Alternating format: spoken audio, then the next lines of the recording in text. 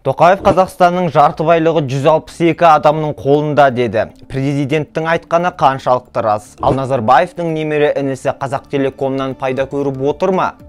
Депутат Азат Перуашев болса, деолигархизация туралы айтқанда қандай ақпаратты манипуляциялады?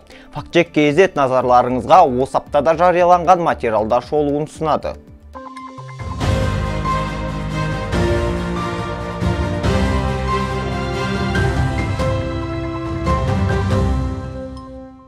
жылғы 21 қаңтарда президент Қасым-Жомарт Тоқаев ірі бизнесмендермен кездесуінде халықаралық эксперттер Қазақстанның жарты дәулетіне 162 адам ғана иелік ететінін мәлімдеді деп айтты.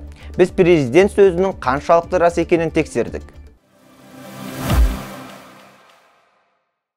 KPMG-дің Қазақстандағы тікелей инвестиция нарығы зерттеуінде Credit Suisse институты зерттеуінің деректеріне сілтеме жасаған және материалда Қазақстандағы 162 адамның байлығы 50 миллион ақш долларынан асатыны айтылған. Оның бәрін қосқанда халықтың жалпы байлығының 50%-не жуық болып шығады. Бұл есеп 2018 жылғы деректерге сүйеніп жасалып, 2019 жылы, яғни билікке Тоқаев келген кезде жарияланған. 19 қаңтарда мәжілістің кезекті отырысы өтіп, депутат Азат Перуашев ұлттық экономика министрі Әлібек Қуантыровқа сауал жолдаған. Депутат кәсіпкерлікті ынталандырудың кей тәсілдеріне тоқталып, деолигархизацияның қажет екенін айтты.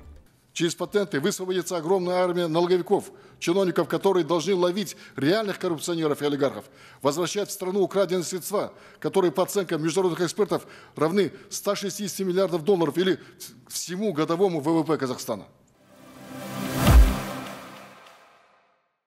Перуашев жалған сауда құжаттамасы ретінде тек қана IFF компонентіне қатысты және 2004-2013 жылдардағы кезеңге ғана жататын көлеңкелі қаржы жылыстауы бойынша статистиканы мысалға келтірді. Қысқаша айтқанда, жалған сауда құжаттамасының арқасында бір жағынан капитал жылыстаса, екінші жағынан мемлекетке кедендік баж бен салықтар түріндегі үлкен шығын болады. Депутат сөзінде манипуляция да бар. Перуашев 10 жылдықтағы ағынның жалпы көлемін шартты жылдық жалпы ішкі өніммен салыстыра отырып әсіреліп жіберді. Қаңтардың 19-ында өткен мәжілістің жалпы отырысында депутат Дания Еспаева тауарларды таңбалау мәселесін көтеріп бірнеше дерек келтірген.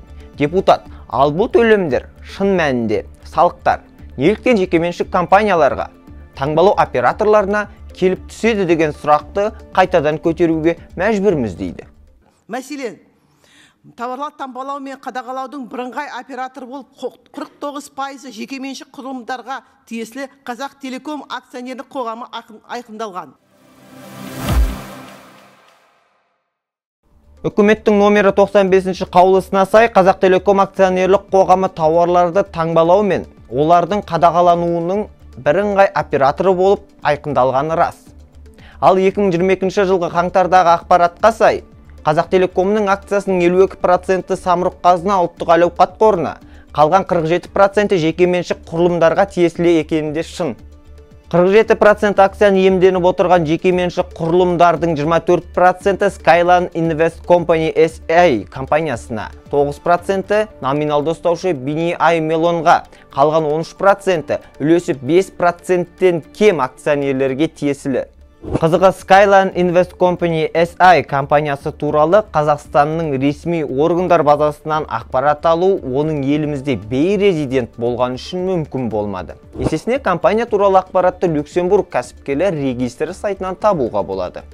Сайттағы ақпаратқа сай, компанияның жалғыз иесі Қайрат Сатыбалдыұлы деп көрсетілген. Оның аты жөні мен туған жылы айы күні Қазақстанның экс-президенті Нұрсұлтан Назарбаевтың немересі Қайрат Сатыбалдынікіне сәйкес келеді. Компания 2018 жылы Sobrio Limited компаниясының акциясын сатып алған, ал Sobrio Limited'тің иесі Александр Клебанов. Кез келген ақпаратты жан-жақты зерттеп, күмәнді көрінсе Фактчек KZ сайтының желідегі парақшасына жіберсеңіз болады. Біздің YouTube каналымызға, желідегі парақшаларымызға жазылуды ұмытпаңыз. Шындыққа әркімнің ақ бар таласы.